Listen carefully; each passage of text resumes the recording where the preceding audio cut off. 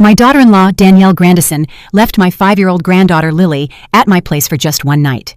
The next morning, Lily whispered to me, "Grandma, Mom said I can't tell you what I saw at home." I asked her, "Sweetheart, what did you see?" Her answer made me call the police right away. I'm glad you're here. If you're watching this video, hit the like button, subscribe to the channel, and tell me in the comments where you're listening to my story of vindication from. I want to know how far it's reached.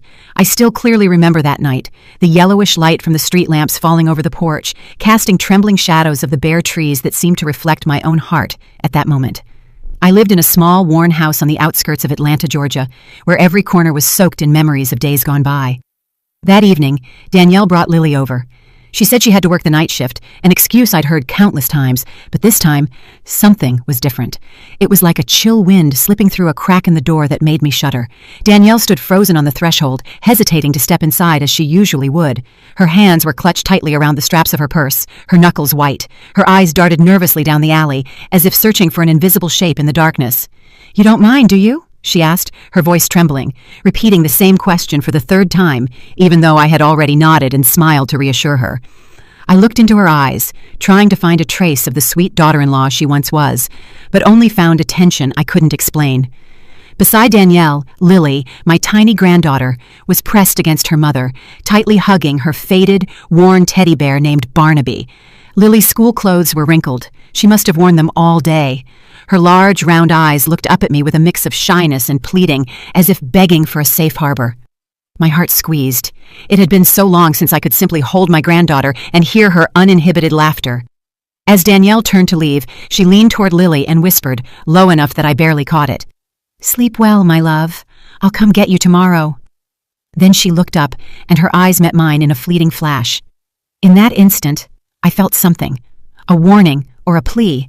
I wasn't sure, but the look left my chest heavy. Danielle turned quickly, and her slender silhouette soon disappeared into the darkness, leaving me alone with Lily on the porch. I took Lily's hand and led her inside. My small kitchen was filled with the aroma of the chicken noodle soup I had prepared that afternoon to welcome her. I placed the bowl in front of Lily and smiled. "Have some, sweetie. I made it just for you." But she barely moved the spoon, her eyes lost in the bowl. "I'm not hungry, Grandma," she murmured softly, as if afraid to disturb the silence. I tried to hold my smile, but inside I hurt. My Lily, the child who used to chatter excitedly about school, now seemed like a silent shadow. All night, Lily curled up on the sofa, clutching Barnaby, staring blankly at the screen where brightly colored cartoons played. I knew she wasn't truly watching them. Her eyes were empty, lost in a world I couldn't enter. I sat beside her, longing to ask, to reach out, but every time I tried to speak, I saw that distance in her eyes and kept quiet. Perhaps, I thought, all she needed was time to feel safe. That night, I made up the old daybed for her next to me in the small room where I still kept the rocking chair that belonged to my son, Alex. Lily lay down quietly facing the wall, hugging Barnaby. In the silence, I could clearly hear her heavy sighs, like those of an adult tired of life. Those sighs reminded me of my own sleepless nights after Alex's passing, when I only heard the painful beat of my heart. I wanted to hug Lily, to tell her I would always be there, but I was afraid to startle her. So I lay still, listening and praying for her sleep to be peaceful. My own sleep was restless. Close to midnight, I woke up startled by Lily's sobs. The child was whimpering in her sleep, her voice shaky and broken. "Grandma, I'm so scared. Don't leave me." I quickly sat up and placed my hand on her shoulder, but Lily remained asleep, her brow furrowed and lips tight, as if trying to contain the fear. I gently stroked her hair and whispered, "I'm here, my love. I'm not going anywhere." But inside me, a vague worry began to grow, like a cold draft seeping through my fingers. The next morning, the light of dawn filtered through the window blinds, drawing warm, golden rays across the floor. I rose early, silently slipped into the kitchen, and tried to create a comforting atmosphere to dispel the heaviness of the previous night. Eggs sizzled in the skillet. The smell of toast and hot cocoa spread through the little kitchen. I wanted Lily to wake up and feel that warmth, just as Alex used to every morning when he was little. But deep down, I knew nothing was as it was before. Lily came out of the room with tangled hair and red, swollen eyes, as if she had cried hard. She was still clutching Barnaby tightly, as if he was the only thing holding her up. I tried to smile, my voice soft. "Sweetheart, did you sleep well last night?" Lily lowered her head, her lips pressed together, not answering immediately. I kept flipping the eggs in the pan, trying to keep my voice light. "I made you scrambled eggs and hot cocoa. Will you sit and have breakfast with me?" The child hesitated, then sat at the table, but without letting go of the teddy bear. I put the plate in front of her, silently wishing she would eat a little, if only to calm me down. But then, Lily murmured in a voice so low it was almost a breath, just enough for my entire world to stop. "Grandma, Mom told me not to tell you what I saw at the house." My hand froze in the air, the spatula about to fall. I turned slowly, put the spatula down on the counter, and tried to keep my voice from trembling. "Sweetheart, don't be afraid. What was it that you saw?" I knelt in front of Lily, looking into her clear eyes, now filling with tears. She pressed her lips together, fighting between fear and the need to speak. And then, with a trembling voice, every word tore at my heart. "There's a little girl locked in the basement at home, Grandma. She won't stop crying. She says her hands hurt a lot." Clang! The metal spoon dropped from my hand onto the tile floor. The dry sound echoed in the silence. The glass of milk on the table wobbled and spilled a thin white stream. I was paralyzed, unable to believe what I had just heard. Lily's terrified eyes looked at me as if asking for help, as if she had just released a secret too big to carry any longer. I wanted to say something, to ask for more, but my throat tightened as if someone were squeezing it hard. Lily burst into tears and threw herself into my arms, burying her face in my shoulder. Her small body shook uncontrollably, like a tiny bird caught in a storm. I hugged her tight, feeling every one of her shaky breaths, but in my mind, 1,000 questions screamed. A little girl locked up at Danielle's house? How could that be possible? I wanted to believe Lily had just imagined it, that it was a child's nightmare, but her eyes, the sheer terror on her face, told me this was not a childish story. I gently stroked her tangled hair, trying to calm her, but my mind had already traveled back to the days when the memory of my little family was still intact, as bright as the Atlanta sunshine. Years ago, this house wasn't so silent. It was full of laughter, voices, and those familiar aromas that came from the kitchen. I perfectly remember those weekend afternoons. That's when my son Alex, a tall, strong civil engineer, would walk in with a smile as bright as the sun, always transmitting a warm energy as if he could dispel any shadow. "Mom, I had the whole team laughing their heads off at the construction site today." He would begin his stories while kicking off his dusty work boots and lifting Lily onto his shoulders. Lily, so small then, barely learning to walk, would laugh heartily when her father tossed her in the air, moving her little hands as if she wanted to touch the sky. Danielle, my daughter-in-law, was a sweet young woman back then, with a smile that shone like a sunflower. She and I used to spend hours in the kitchen together, preparing our favorite family recipes. She would ask, "Mom, do you think Alex will like this dish?" her eyes sparkling with joy. I would smile and tease, "If Alex doesn't enjoy what we prepare, I'll scold him myself."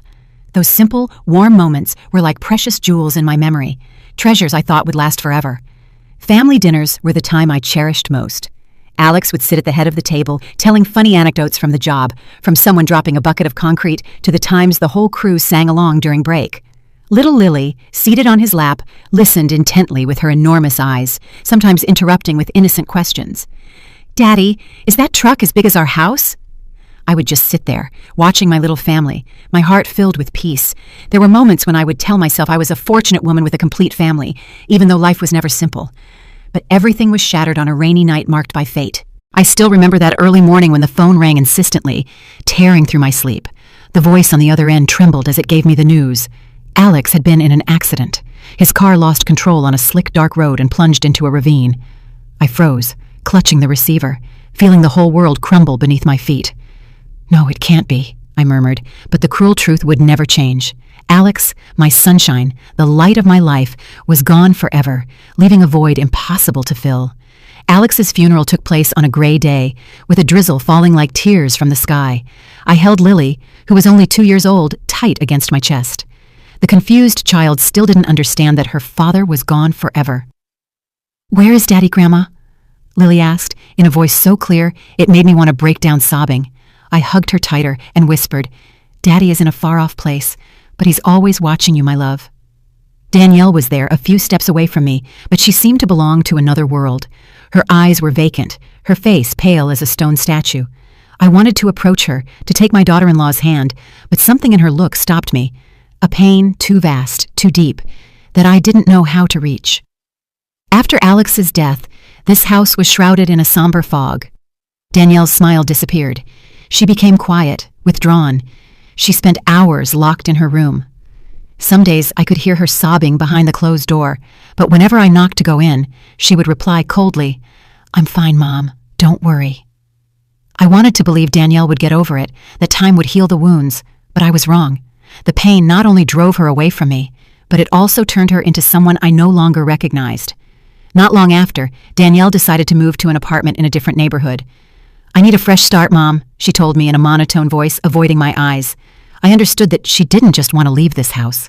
She also wanted to escape the memories of Alex, the memories that every corner and every object brought back. I didn't blame her, but my heart broke when Lily had to go with her. The child was the only light I had left in my life, and now I could only see her on the few weekends I was allowed to keep her. The house became vast and cold. I kept Alex's photo on the wall next to a family picture from an outing when Lily was just a baby, laughing heartily on her father's shoulders. Every night, I would sit in front of that photo and whisper to my son, "Alex, what should I do? I miss you so much." But only the wind whistling down the hallway would answer, reminding me that all I had left was solitude. On subsequent visits, I noticed Lily was changing. Her eyes, once bright and clear, now reflected a sadness difficult to name. She spoke less, smiled less, and whenever I tried to ask her anything, she would lower her head and hug Barnaby tighter, as if he were her only shield. "I'm fine, Grandma," she would always tell me, but her look told a different story. I asked Danielle, but she only gave me evasive replies. "Don't worry, Mom. I take good care of Lily." I wanted to believe her. I wanted to think she was doing everything she could to be a good mother, but an ever-growing unease consumed me. I had no choice but to swallow my tears and watch helplessly as my granddaughter slowly drifted away.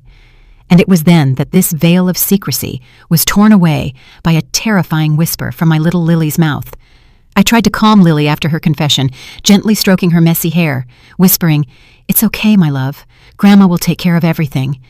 But Lily just shook her head, her eyes tightly shut, as if she wanted to hide from the world. She pressed Barnaby, the worn teddy bear who had become her only friend in those lonely days, against her chest. I wanted to ask her more, to pull out more details, but seeing her tiny shoulders shaking, I didn't have the courage to insist. "Come on, sweetheart. Rest for a little while," I said, my voice as sweet as I could make it, even though a hurricane was raging inside me with fury. That afternoon, I decided to take Lily to school. The child needed the familiar atmosphere of the classrooms and her friends to momentarily forget the fear that was consuming her. I took her hand as we walked along the familiar gravel path, but every step weighed heavily on me. Lily remained silent the whole way. She only looked up occasionally, as if she wanted to say something, but didn't dare. I smiled, trying to hide the anguish gnawing at me. "What are you going to learn today at school?" I asked, but Lily just shook her head without answering. I knew she was carrying a weight too great for her age. When we arrived at the school, I decided to stay a moment to speak with Miss Jenkins, Lily's teacher. Miss Jenkins was a middle-aged woman with kind but sharp eyes, always attentive to her students. I found her in the teacher's lounge, where the smell of chalk and paper still lingered. "Miss Jenkins, can I speak with you for a moment?" I asked quietly, as if afraid someone might overhear. Miss Jenkins looked at me with a slight frown of concern. "Of course, Mrs. Grandison. Has something happened with Lily?" I sat down on an old wooden chair in the room and told her what Lily had told me that morning. My voice trembled as I mentioned the girl locked in the basement. Miss Jenkins listened attentively, her brow furrowed and hands tightly clasped. When I finished, she hesitated for a few seconds, as if choosing every word. "Mrs. Grandison, I've also noticed that Lily has changed recently. She gets startled easily. Sometimes she spaces out in class and can't focus." She paused, looking at me with unease. "In art class, she's been drawing very strange pictures. It's almost always a solitary child in a dark room. Behind her are messy black lines, like bars." My heart shrank as if someone were squeezing it. Those black lines like bars. Ms. Jenkins' words were a direct hit, confirming my fears. "Do you think that's something out of the ordinary?" I asked, almost whispering. Ms. Jenkins shook her head, her gaze troubled. "I can't say for sure, ma'am, but I am worried about her emotional state. She might be going through something very difficult." I nodded, feeling the floor crumble beneath my feet. "Thank you, Ms. Jenkins," I said, getting up, although my legs were trembling as if they couldn't support me. Walking back home, I felt like a ghost. The images of Lily's drawings, the girl in the dark room and the black lines like bars, wouldn't let me go. I wondered what Lily had seen. Was there truly a child locked up, or was it just the imagination of a deeply wounded little girl? But her frightened eyes, her trembling voice, wouldn't let me dismiss the story. I needed more clues, more proof to understand what was happening. In the afternoon, I sat on my porch, watching the red crepe myrtles bloom in the yard. The wind blew strongly, and I shuddered, as if it carried a warning. Suddenly, I saw Mr. Sterling, the elderly, kind neighbor, walking by. Mr. Sterling was well-liked throughout the neighborhood, a widower with a sharp gaze, as if nothing on that street could escape him. Seeing my distressed appearance, he stopped, resting his wooden cane on the step. "Mrs. Grandison, are you all right?" he asked. "You look like you've seen the devil himself." I smiled weakly, trying to hide my concern. "I'm just a little tired, Mr. Sterling. How are you?" But he wasn't fooled. He sat on the wooden bench next to me and said in a grave voice, "Mrs. Grandison, I know you aren't one to worry over nothing. Is something going on with Lily?" I hesitated, unsure whether I should share it, but remembering Lily's scared look, I decided to tell him only a part, just enough to probe. "Lily told me something strange about a little girl at Danielle's house. I don't know what to think anymore." Mr. Sterling frowned. His eyes narrowed. After a moment of silence, he lowered his voice, as if afraid someone might hear. "Mrs. Grandison, there's something I haven't told anyone. One night last week I couldn't sleep, so I went out to the yard. I saw Danielle rushing into the house, holding hands with a little girl. It certainly wasn't Lily. It was very late, past midnight."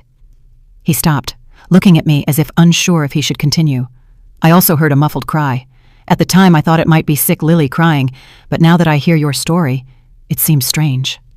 Mr. Sterling's words struck me like lightning. My heart pounded fiercely. My hands gripped the edge of my coat. "Are you sure, Mr. Sterling? Did you get a good look?" I asked, my voice trembling. He nodded, his gaze thoughtful. I couldn't make out her face, but it wasn't Lily. She was smaller, with shorter hair. "I didn't want to say anything for fear of misjudging Danielle, but please be careful." I nodded, feeling loose pieces start to fit into a terrifying puzzle in my mind. That night, Danielle came to pick up Lily. I stood in the doorway, watching her enter, my heart heavy. Her gaze, sharp as a knife, scanned my body up and down, as if assessing how much I knew. "Thanks for watching, Lily," she said coldly, without a hint of her former warmth. Lily hid behind her mother, hugging Barnaby tightly, looking at me with anxious eyes. I wanted to hold her back, to ask more questions, but Danielle's glare stopped me. She took Lily's hand and quickly pulled her away, without another word. I remained on the threshold, watching their silhouettes disappear down the alley, my heart oppressed. At dawn, I woke up with an unbearable weight in my chest, as if the whole world was against me. I had decided to step out of my comfort zone and face the truth, no matter how much it hurt.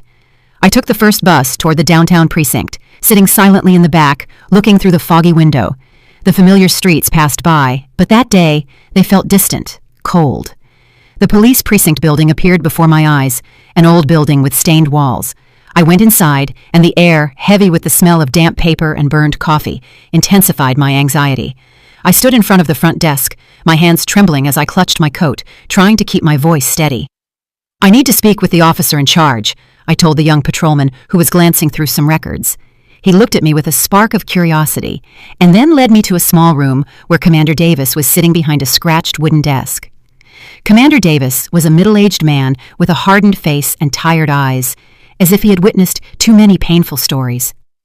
I sat down, took a deep breath, and began to tell him everything. I spoke of Lily's whisper, the girl locked in the basement, the strange drawings Ms. Jenkins described, and Mr. Sterling's account of the unknown child who appeared late at night.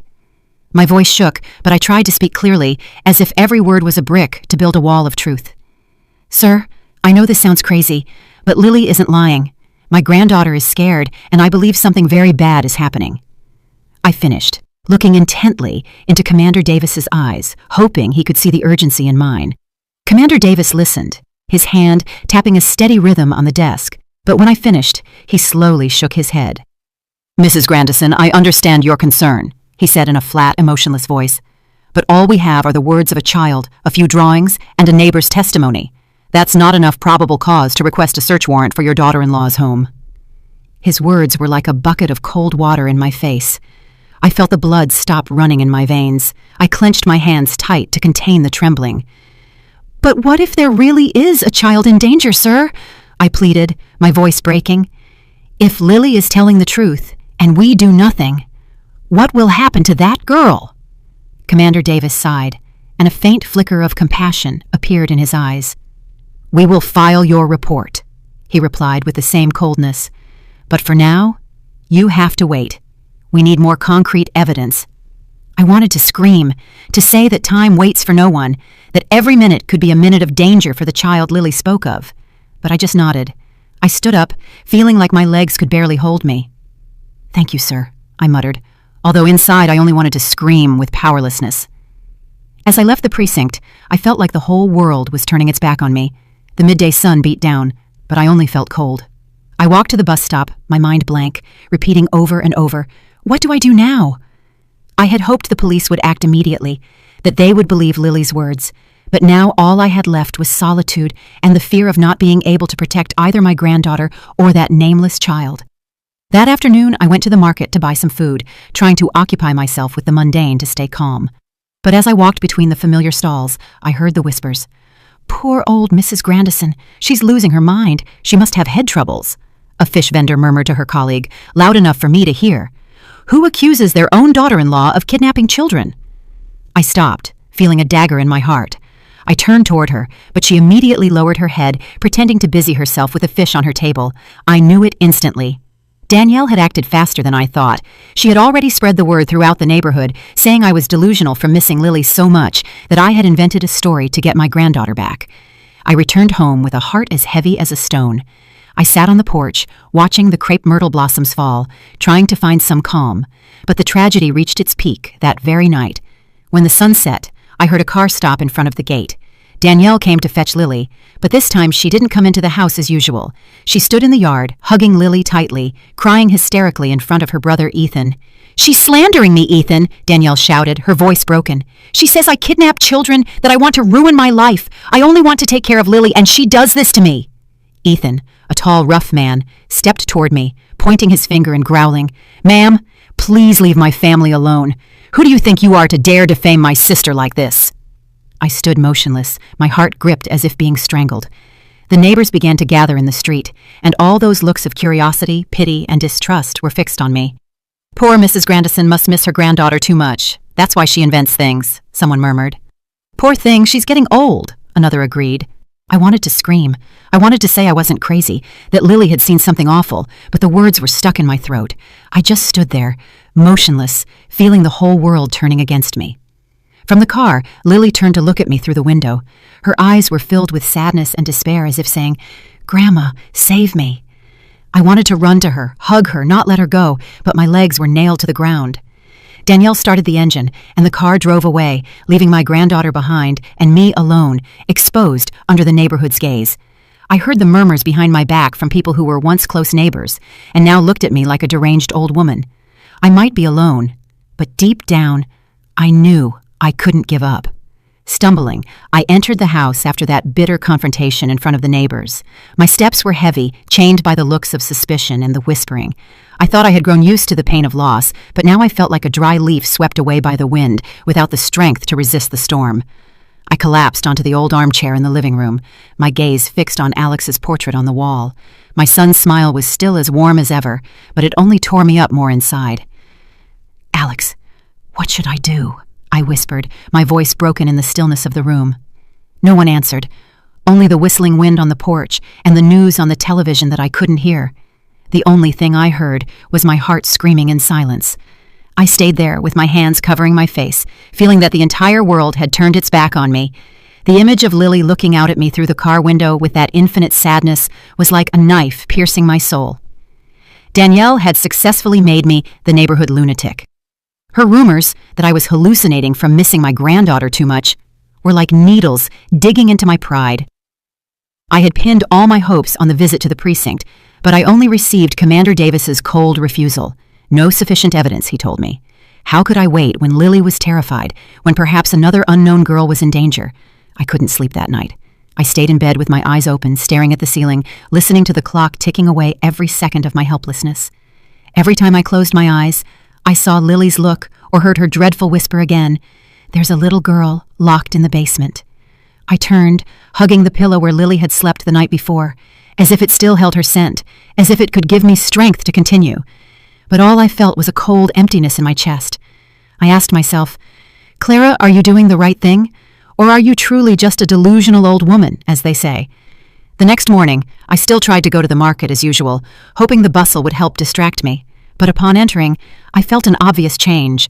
The regular vendors, the ones who used to greet me with a kind smile, suddenly fell silent when they saw me from a distance. They leaned toward each other, murmuring, and their looks were a blend of pity and distance. Poor Mrs. Grandison, she misses her granddaughter so much she's lost her mind, I heard a vegetable seller whisper to the woman next to her. I lowered my head, hurried my pace, and pretended not to have heard, but every word struck me like a hammer blow to the chest.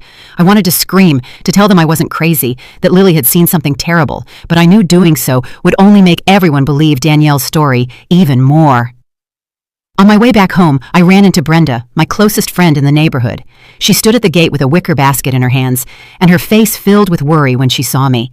Unlike the others, Brenda didn't avoid me. She came closer, led me to a corner by the fence, and squeezed my hands tightly. "Clara, I know you," she said, in a low but firm voice. "I don't believe you would invent this. I saw Lily's eyes last night when Danielle took her away. The child was scared. Clara, if you give up now, that regret will stay with you for the rest of your life."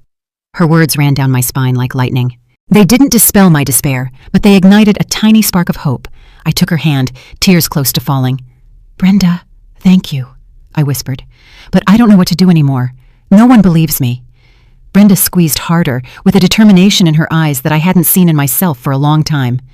"You have to keep going, Clara, for Lily and for yourself. Don't let the gossip make you retreat." I nodded, though my heart was still heavy. Brenda was right. I couldn't give up, but what could I do when I felt like the whole world was against me?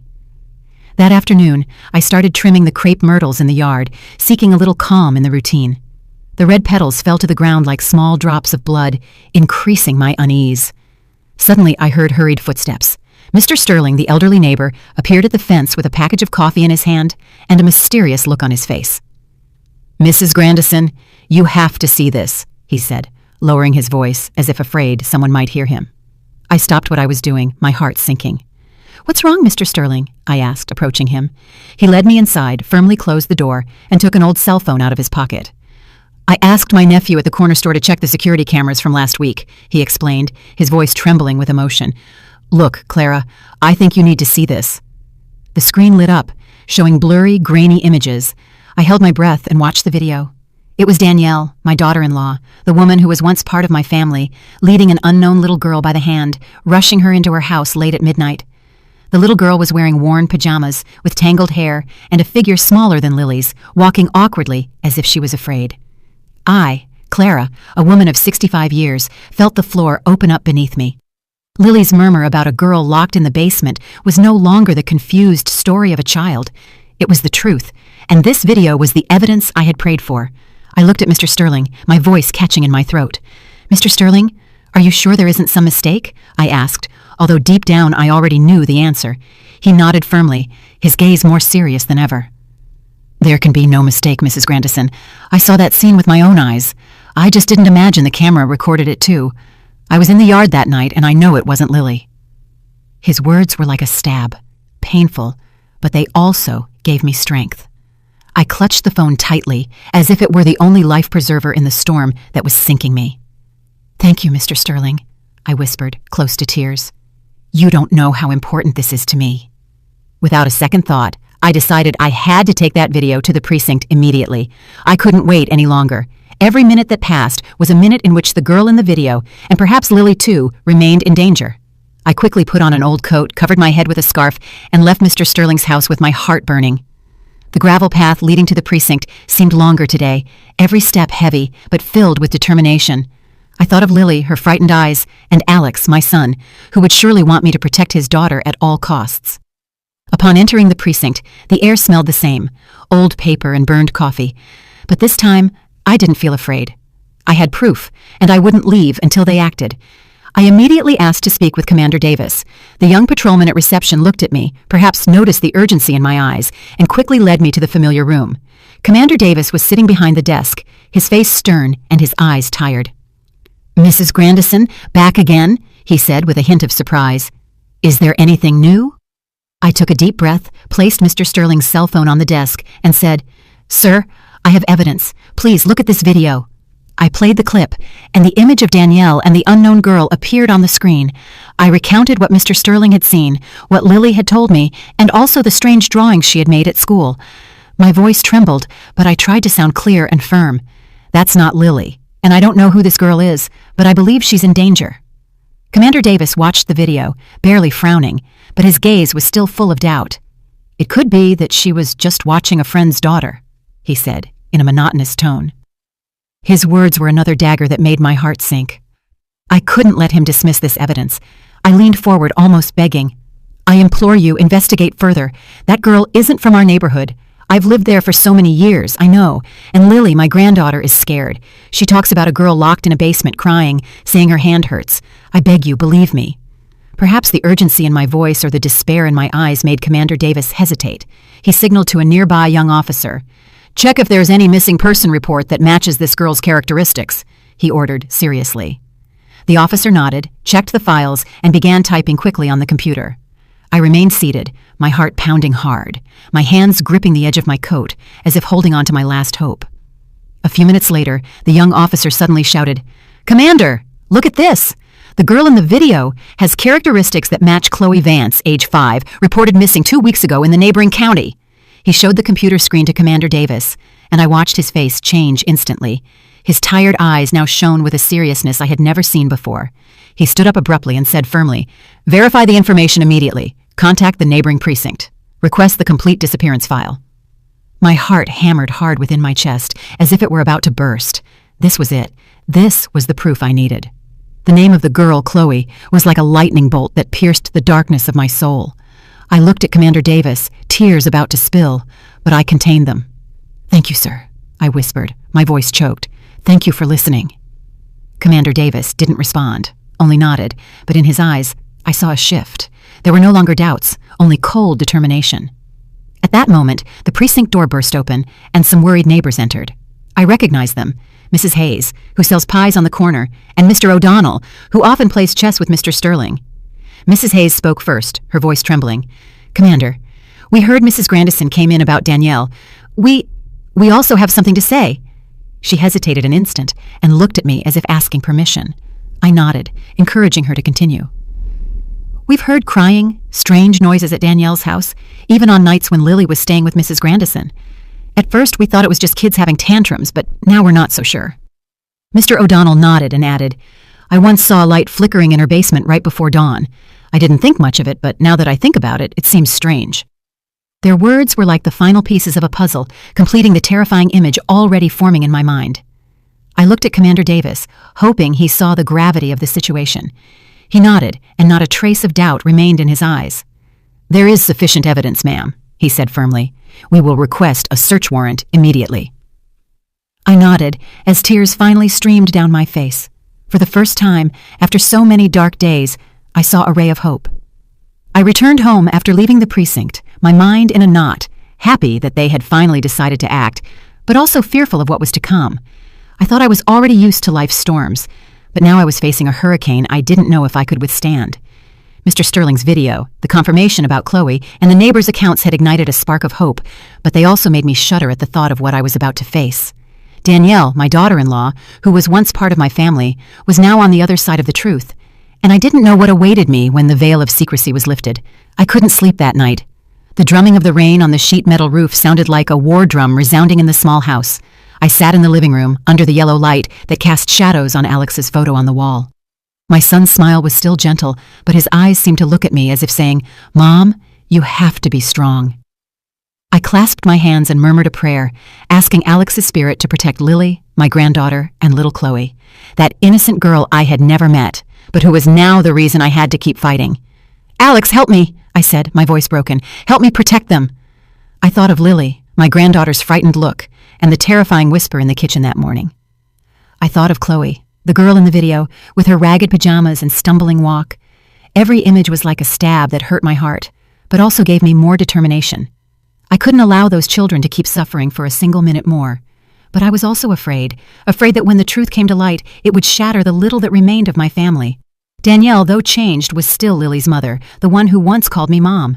How could I face her? How could I bear the truth that she might be involved in something so horrible? The next morning, I went to the market as usual, trying to cling to my routines so I wouldn't sink into anguish. But the atmosphere at the market was different. Curious stares and murmurs followed me like a shadow. There goes Mrs. Grandison again, accusing her daughter-in-law, a fruit vendor murmured to the woman next to her, believing I didn't hear. She must miss her granddaughter so much, she's gone crazy. I lowered my head and hurried my pace, not wanting to face those looks of pity or suspicion. I bought a few necessities, some vegetables, some bread, and quickly returned home with a heavy heart. I no longer cared about the gossip. I only wanted to focus on Lily, on Chloe, on what was to come. Around noon, Brenda, my lifelong friend, arrived with a hot casserole. She entered the house, placed the dish on the table, and sat beside me, squeezing my hand tightly. "Clara, be brave," she said, her voice warm but firm. "I know how much you're suffering, but the truth will come out. Don't let the chatter make you back down." I looked into her eyes and found deep empathy there. She was one of the few people who hadn't turned her back on me, who didn't see me as a delusional old woman. "Brenda, I'm scared," I confessed, my voice trembling. "If the truth is too terrible, I don't know how I'll face it. Lily, my granddaughter, what will become of her and her mother?" Brenda squeezed my hand tighter, interrupting me. "Clara, you are the strongest woman I know. You lost Alex and still stood tall for Lily. Don't doubt yourself. You are doing the right thing." Her words were like a small flame that warmed my cold heart. I nodded, tears streaming down my cheeks. "Thank you, Brenda," I whispered. "I'll do my best." She smiled, patted my shoulder, and got up to leave, leaving me with the delicious-smelling casserole that I didn't have the appetite to try. Later that afternoon, Mr. Sterling approached, his face full of concern. He sat on the bench by the entrance, leaning on his cane, and spoke in a low voice, as if afraid someone might hear him. "Mrs. Grandison, I heard strange noises at Danielle's house again last night," he said, his gaze serious. "It sounded like someone knocking on a door, and then muffled sobs. I didn't dare get close, but I'm sure something is wrong." His words tied a knot in my chest. I thought of Chloe, of what Lily had said, and I felt as if an invisible hand was strangling me. "Mr. Sterling, do you think that girl is still there?" I asked, my voice cracking. He nodded, his look full of unease. "I don't know, Clara, but I hope the police sort everything out soon." I took his hand, thanking him once more for not turning his back on me. Mr. Sterling's news left me even more uneasy, but it also reinforced my conviction that what Lily was saying was true. I couldn't allow that child, Chloe, to continue suffering. I had to act, even if only a tiny spark of hope remained. That night, I called Ms. Jenkins, Lily's teacher.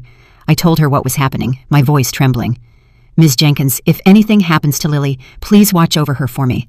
I don't know what tomorrow might bring, but I need to know she'll be safe." Ms. Jenkins immediately agreed without hesitation. "Mrs. Grandison, don't worry. I'll keep an eye on Lily. You do what you have to do." Her words relieved me a little, although the anguish still weighed heavily on my chest. Before going to sleep, I carefully put away my documents, the family album, and also Lily's strange drawings in a small bag. I didn't know what the next day would bring, but I wanted to be ready for anything. I sat in front of Alex's photo, whispering, "Son, I'm doing what I can. I won't let Lily suffer anymore." I closed my eyes, seeking a bit of peace, but my heart remained unsettled. Suddenly, in the dead of night, the phone rang sharply, breaking the silence of the house. I started and answered immediately, my heart pounding. It was Commander Davis's voice, brief but firm. "Mrs. Grandison, we are executing the search warrant at Danielle Grandison's house at dawn tomorrow. Be ready." I slumped into the chair, the receiver trembling in my hands. "Thank you, sir," I muttered, my voice broken. "I'll be ready." I hung up and looked out the window, where the rain was beating relentlessly. Its sound was a reminder that the true storm was about to arrive. The next morning, I woke up before dawn. The faint light barely filtered through the window blinds. I felt my chest burn as if the whole world were pressing down on me. Today was the decisive day, the day when the truth, painful or terrifying, would come to light. I put on a thick coat, wrapped myself in a scarf, and with trembling hands tied my shoes. I looked at Alex's photo on the wall and whispered, "Son, give me strength." The image of Lily, with her frightened eyes, and Chloe in Mr. Sterling's video, kept circling in my head, pushing me to move forward, even though fear paralyzed me. The sharp sound of patrol cars stopping in front of my house snapped me out of my thoughts. Commander Davis got out of the car, his stern face showing no emotion. "Let's go, Mrs. Grandison," he said firmly. I nodded, clutching the bag with the papers and Lily's drawings tightly, as if they were an amulet. I got into the car, remaining silent in the back seat, looking through the foggy window. The drive to Danielle's house seemed shorter than ever, but every second weighed like a century. I thought of Lily, of Chloe, and I wondered, will I have the strength to face the truth? We arrived at Danielle's house when the sky was still gray, with dark clouds floating above, announcing a storm. The cold wind blew in gusts, making the red crepe myrtle petals fall onto the yard like drops of blood. I stood in front of the gate, my heart beating rapidly, feeling my entire body shake. Commander Davis knocked on the door. The sharp knocks echoed in the silence. The door burst open, and Danielle appeared. Her face was pale with surprise, but only for an instant, because immediately her gaze turned to fury. "What are you doing here?" she shouted, her voice icy, as if trying to hide a very deep fear. Commander Davis coldly held up the search warrant in front of her. "We have a legal warrant. I ask you to cooperate," he said firmly, without hesitation. Danielle looked at the paper and then looked at me, with eyes that seemed like knives stabbing directly into my chest. "You did this, didn't you?" She spat the words, pointing her finger at me. "You want to destroy me? You want to take Lily away from me?" I remained silent, my hands clutching the edge of my coat, not responding. I wanted to tell her that all I wanted was to protect Lily, to save little Chloe, but the words were stuck in my throat.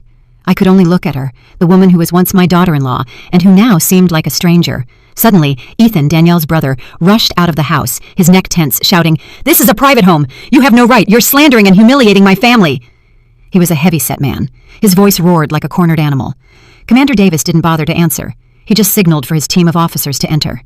I stood motionless in the yard, and through the crack in the door, I caught sight of Lily huddled in a corner of the living room, tightly hugging Barnaby. Her little eyes were red and swollen as if she had cried a lot. I wanted to run to her, to tell her grandma was here, that everything would be all right.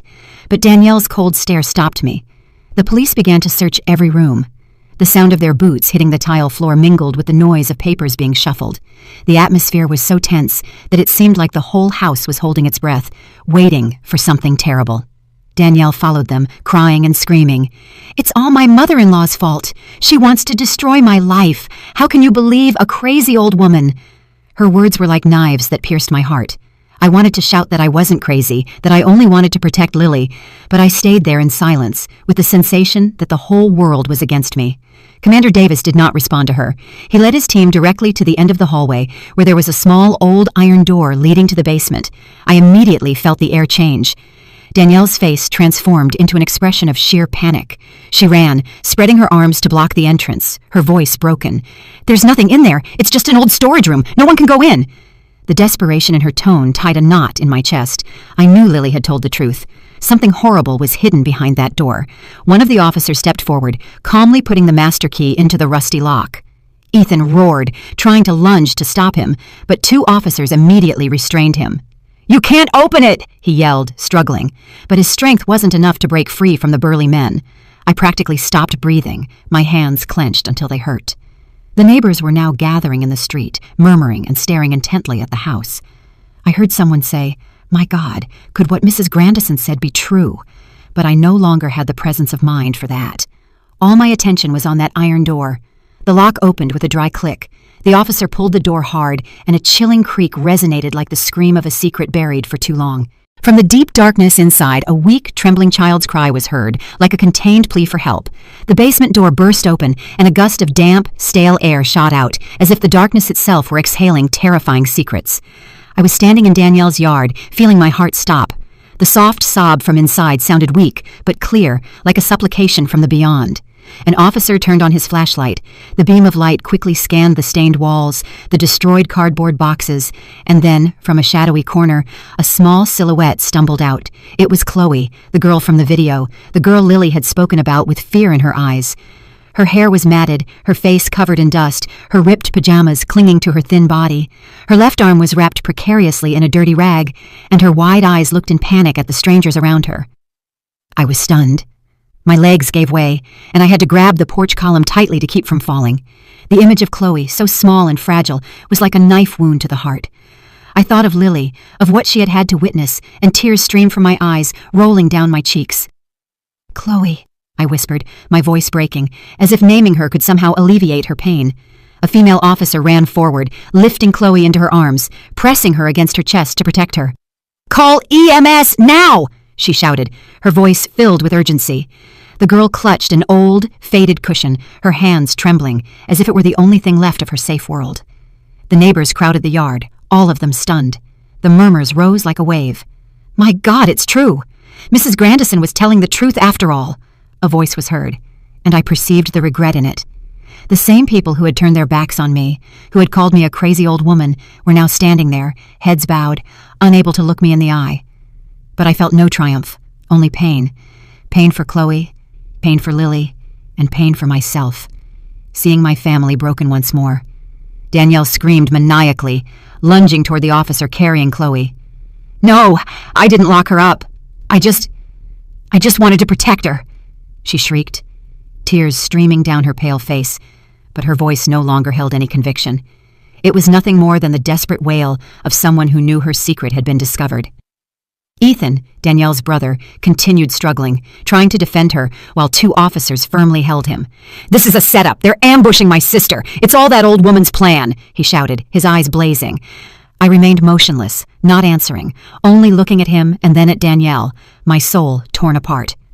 I once considered them family, but now they were like strangers standing on the other side of the truth. Commander Davis interrupted, his voice icy. "Quiet. The crime is in plain sight." He signaled for his team to continue searching the basement. They rummaged through old boxes and checked every corner, and then an officer lifted a bundle of documents, his voice trembling. "Commander, you have to see this." I held my breath as I watched Commander Davis open the package. They were notebooks filled with strange symbols and scattered phrases about a dark cult. In one of them, I saw the name Elias Thorne scrawled next to a signature. Commander Davis frowned, and his voice turned grave. "Elias Thorne. That name rings a bell. He was the leader of an extremist group that the press exposed last year." Commander Davis's words were like a lightning bolt, stunning both me and the crowd around us.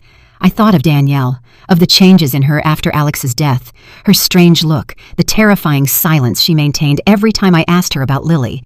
How could she have gotten involved with someone like Elias Thorne? How could someone who was once my sweet daughter-in-law fall down such a dark path? I wanted to run to her, ask her, understand why, but my legs were nailed to the floor. Chloe was taken to the ambulance. The little girl was weak, her eyes still full of panic, but her voice rose in a plea. "Mommy, I want to go back to Mommy!" Those words broke my heart. I thought of Chloe's mother, who was surely suffering somewhere, waiting for her daughter, and I prayed that they would soon be reunited. I looked over at Lily. I saw her huddled in a corner, her eyes red, watching the ambulance drive away. I wanted to run and hug her, but Commander Davis signaled for me to stay put, as if he knew this moment wasn't over yet. Danielle was handcuffed. Two officers led her out of the house. As she passed me, she stopped. Her eyes shone with hatred. "You destroyed everything," she hissed through gritted teeth, her voice trembling with rage and pain. I looked her in the eyes, trying to find any trace of the daughter-in-law I once loved, but I only found an unknown coldness. I returned home after a long day at the precinct, my body exhausted, but my heart still shocked. I had crossed the darkest days of my life, but now, with the truth exposed, I felt a ray of hope filtering into my heart. News of the case spread like a hurricane, and our small town suddenly became the center of attention. The press and television arrived, satellite trucks filled the street, and reporters with cameras and microphones constantly asked about the story of Chloe, Lily, and me. But I didn't want to talk much. I only wanted to be by Lily's side, hug her tightly, and know that she was safe. I went to the hospital that afternoon, where Chloe was being cared for. Her parents, the Vance family, had arrived immediately after receiving the police call. I stood in the hallway, looking through the glass, watching them desperately hug the daughter they thought was lost forever, crying with muffled sobs. Mrs. Vance, a thin woman with red eyes, held Chloe, whispering words of love, while Mr. Vance, beside her, wiped his tears, struggling to keep his voice steady as he thanked the doctors. That instant broke my heart, but it also filled me with a strange warmth. I thought of Lily, of the fear she had endured, and I knew all my efforts had not been in vain. The Vances approached me when I stood silently in the hallway. Mrs. Vance squeezed my hand tightly, her voice choked. "Mrs. Grandison, we don't know how to thank you. If it weren't for you and Lily, we might have lost our daughter forever." Mr. Vance nodded, his eyes moist. "You brought the light back into our lives. Chloe is everything to us." I smiled as tears rolled down my cheeks. "I only did what anyone would do," I said, my voice trembling. "The real hero is Lily. My granddaughter had the courage to tell the truth, even though she was very scared." They nodded, squeezing my hand harder, and I felt a deep gratitude in that gesture, like a fire warming my cold heart. Outside the hospital entrance, I saw a group of neighbors waiting. The ones who had previously murmured behind my back, who had called me a crazy old woman, now looked at me with different eyes. Mrs. Hayes, the pie vendor, approached, bowed her head, and said in a trembling voice, "Mrs. Grandison, we were wrong to doubt you. Please forgive us." Mr. O'Donnell, who often played chess with Mr. Sterling, also came closer, his face full of guilt. "You did what none of us dared to do. You truly are a hero." I shook my head and smiled slightly. "I'm not a hero. I'm just a grandmother who wants to protect her granddaughter." But inside, I felt a small relief. The looks of distrust had disappeared, replaced by respect, and I knew that, however late, the truth had triumphed. The entire community began to praise Lily as a small hero. They spoke of her bravery, of how an 8-year-old dared to tell the truth, even though she had to face fear and the doubts of the whole world. I listened to those words, and my heart filled with pride and pain. Lily didn't deserve to go through this. She should have had a carefree childhood, full of laughter and worry-free days, but I knew my Lily was stronger than I imagined, and I would do everything I could to help her overcome these wounds. The police announced the preliminary results of the investigation the next day. Danielle was charged with kidnapping, unlawful detention, and ties to a dangerous cult. The notebooks found in the basement with Elias Thorne's signature opened up a broader investigation into a criminal network that the police had been tracking for some time. Ethan, Danielle's brother, was also investigated for accessory after the fact, although he denied everything. I heard those reports on the evening news, sitting in the living room, hugging the pillow where Lily used to sleep tightly. I thought of Danielle, the young woman who was once my daughter-in-law, who smiled radiantly at family dinners. What had changed her? What led her down this dark path? I had no answers, but I knew the truth, however painful, had come to light. A few days later, my house was filled with laughter again. For the first time after so many gray months, Lily and Chloe were playing together on the porch beneath the crepe myrtles. Chloe was much better. Her smile had returned, though her eyes still held a faint trace of fear. Lily, with Barnaby in her hand, ran around laughing while Chloe tried to catch her. I watched them from the doorway, my heart warm, but also heavy. I knew the path to healing for both of them would be long, but that moment, with their laughter resonating, was a new beginning. The Vance family came to visit that afternoon, bringing a bouquet of fresh flowers and a homemade dessert. Mrs. Vance took my hand, her voice emotional. "Mrs. Grandison, we want you to be Chloe's adopted grandma. You saved her life, and we want her to have another family, a grandma like you." I was stunned. Tears welled up again. I don't know what to say," I whispered, embracing Lily and Chloe. "You are the light, the hope for all of us." Chloe looked at me with a timid smile, and in her eyes, I saw a trust I had never seen before. That night, when Lily snuggled beside me in bed, she asked in a small voice, "Grandma, am I really a hero?" I smiled and kissed her sun-scented hair. "Yes, my love, you are your grandma's bravest hero, because you dared to believe the truth and say it out loud." Lily smiled for the first time after so many days, and I saw the light return to her eyes. She hugged me tightly, whispering, "I love you, Grandma." I held her close, silent tears falling. "I love you too, Lily." Outside, the night breeze gently moved the crepe myrtle, letting petals fall beneath the bright moon. I closed my eyes, feeling a strange peace. I thought of Alex, his smile, and I knew that from heaven my son was smiling too. He must have been proud because his daughter had saved a life, and because the truth had finally conquered the darkness. I hugged Lily tighter and silently whispered in my heart, "Alex, I did it. I kept my promise to you." And in that instant, I knew that even though there were still challenges ahead, the light had returned to our small family. The story you have just heard has been modified in names and places to protect the identities of the people involved. We do not tell this to judge, but with the hope that someone will listen and stop to reflect. How many mothers are suffering in silence inside their own homes? I truly wonder, if you were in my place, what would you do? Would you choose to remain silent to keep the peace, or would you dare to face everything to reclaim your voice? I want to know your opinion, because every story is like a candle that can light the way for someone else. God always blesses, and I am convinced that courage leads us to better days. Thank you for staying with me until this moment.